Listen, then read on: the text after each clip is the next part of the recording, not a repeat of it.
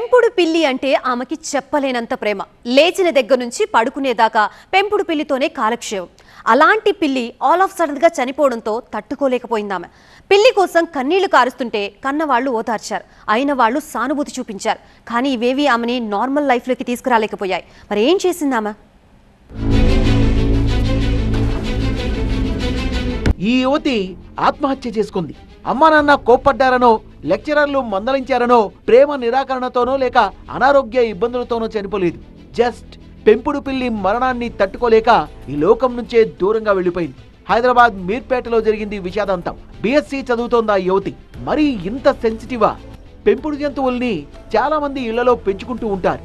కుక్కలు, పిల్లులు, పక్షుల్ని ప్రేమగా సాగుతుంటారు. వాటిని పెంపుడు జంతువుల్లా కాకుండా సొంత మనిషిలా చూసుకుంటూ మురిసిపోతుంటారు. ఇంకా చెప్పాలంటే మనుషుల కంటే ఎక్కువ ప్రేమ చూపిస్తుంటారు. తిండి కోసం, సౌకర్యాల కోసం వేల రూపాయలు ఖర్చు చేస్తూ ఎక్కడికి వెళ్ళినా తమ వాహనాల్లో తీసుకెళ్తూ ఉంటారు. ఆ టైంలో అవి చేసే అల్లరి చూసి ఫిదా అవుతుంటారు.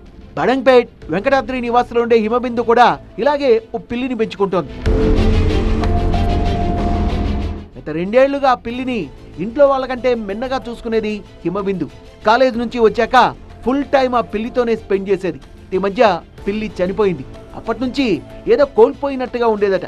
పిల్లి చనిపోవడం తట్టుకోలేకపోయిందో, పిల్లి లేని జీవితం వద్దనుకుందో తెలియదు కానీ పురుగుల మందు తాగి హిమబిందు ఆత్మహత్య యత్నం చేసింది.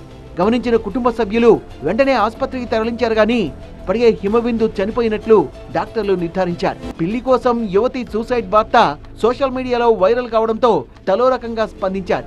జంతువులన్నాక ఏదో ఒక రోజు చనిపోతాయి, అంత మాత్రానికే ప్రాణం తీసుకోవాలని కొందరు ప్రశ్నించారు. మరికొందరు మాత్రం మరీ ఇంత అటాచ్మెంట్ ఉంటే కష్టమన్నారు. ఈ పిల్లి చనిపోతే మరో పిల్లిని పెంచుకోవచ్చు, కానీ ప్రాణం పోతే ఎన్నో ఆశలు పెట్టుకున్న తల్లిదండ్రుల పరిస్థితి ఏంటని ఇంకొంతమంది కామెంట్ చేశారు. ఎవరెన్ని రకాలుగా ఏమేం చెప్పినా పిల్లి కోసం యువతి చనిపోవడం విషాదాన్ని నింపింది.